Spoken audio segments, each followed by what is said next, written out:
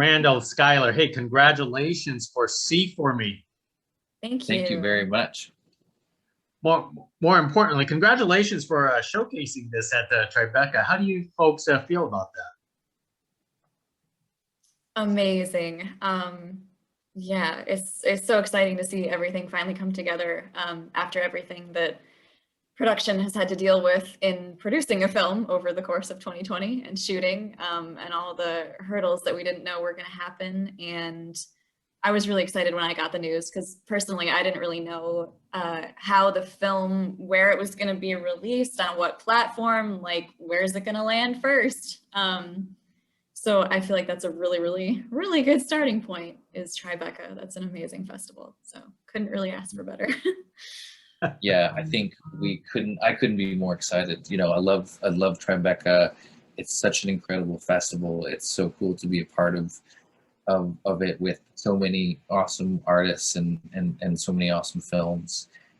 And I think, you know, Tribeca is a festival, it's a community, and it has resilience as part of its DNA. So it's great to be here, as you know, as Skyler said, after, you know, the challenges that the film and the production has also endured, you know, during the course of the pandemic. And so to be able to finally, you know, start to share it with audiences feels really, really special. Absolutely.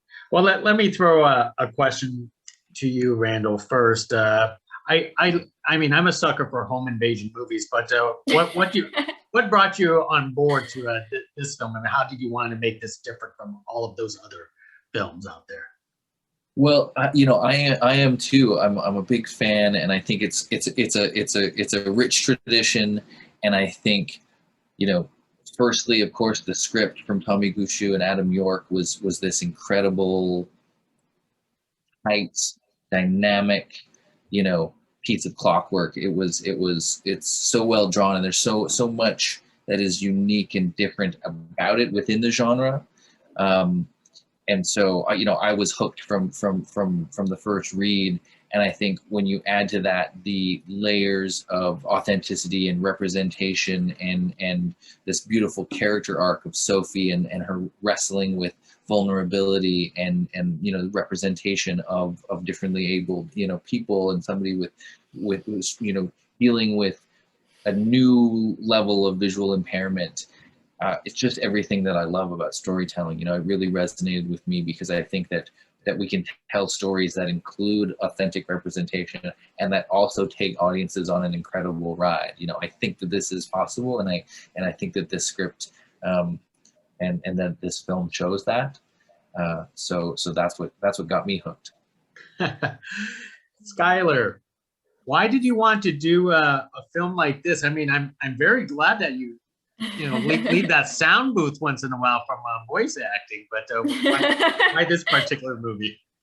Well, I mean, I read for it multiple times, and I was requested to read initially because they were doing a more than nationwide, because it was Canada and I'm in the States, just a really large search for someone who actually was visually impaired for this feature.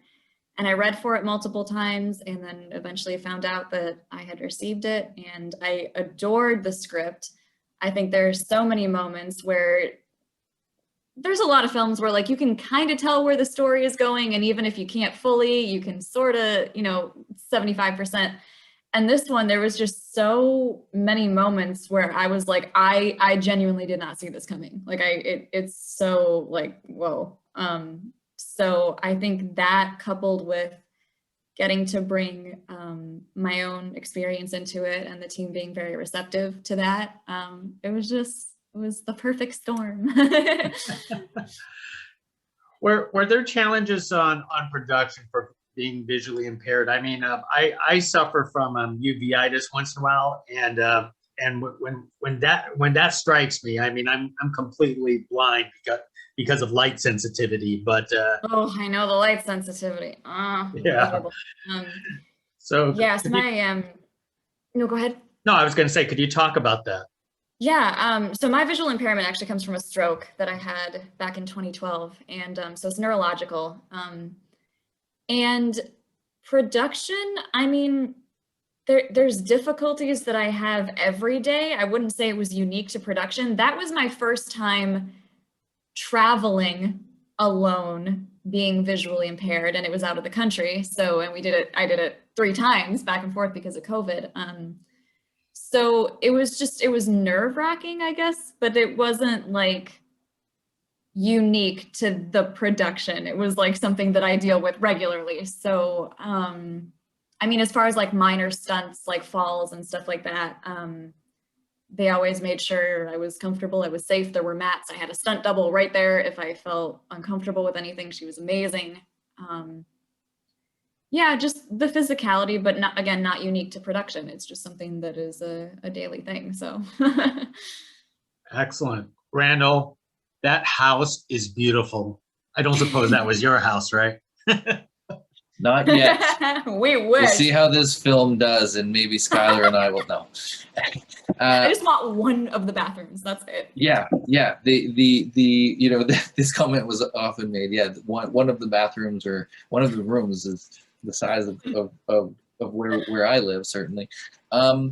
Yeah, I mean, what a find, right? We talked about it as another cast member. You know, we cast it. We were searching high and low, and yeah, we found this place that fits the story, and that had like this cool, you know, winding glass, you know, feel to it that was very unique, as well as these, you know, warmer sort of wooden details, and could provide for the cat and mouse sequences that we were envisioning for so long. And so yeah, I feel very lucky that we found it. But it's not mine yet. Randall, did you find because that house was so unique with the winding hallways and rooms, did you find it challenging to have the camera set up and the lighting throughout the entire production? I mean, yes and no. I think they're really opportunities, right? And the uniqueness of the house, I think, lent itself to the unique way that we wanted to show some of these sequences, including the floor-to-ceiling sort of glass windows, and being able to shoot from different places, including outside of the house, and see what was happening inside. No, we chose it for how unique it is, and I think, you know, you can't do something different without doing something different, right? And so the same thing, you know, telling this kind of story with these different layers. But it includes, yeah, the opportunity to talk to Skyler about their experience and how the character would navigate certain spaces. And then, you know, you have a unique house, because then it's going to be something that you haven't seen before. But then, okay, how do we show that? How do we still understand where the characters are and still have some sense of style and personality? But in it, we have to figure out a new way, because the shape of this hallway is something that none of us have seen before. Yeah. You know, but it was, you know, it becomes all part of the language of, you know, the final piece. Absolutely. Skyler, now, you could correct me if I'm wrong. Is this your first feature lead in a film? Yes. Yeah, we had somebody else out. Yeah, that's why it says introducing. I guess it does. I haven't seen it yet. But, yeah, well, now, this is my first feature lead. So now you've been introduced to this. Now, do you want to stay in the real acting world, or you want to go back? Oh, that's why I relocated here to LA. So yes, that's my intention. I started in voiceover. I have a massive background in it. I still do it. I still love it. But definitely on camera is where my heart is. So my heart. Yeah, for sure. No, I love it. I think they'll make a great path for yourself. And one last thing before I let you two go, because I was actually fascinated in the film that you introduced like an app, which you guys call a C for me and all this kind of stuff. Is there actually a real app that do that where you could actually you know, contact someone to look, you know, down hallways or look for things or something like that? Yeah, or do you want to speak to that, Skyler? Well, I didn't know this until I did this film. and he said, yeah, there's an app called like Be My Eyes or something, and he's like, it connects, you know, visually impaired people, and you can have instructions. And I'm like, could have used that 6 years ago, but thanks, life, you know.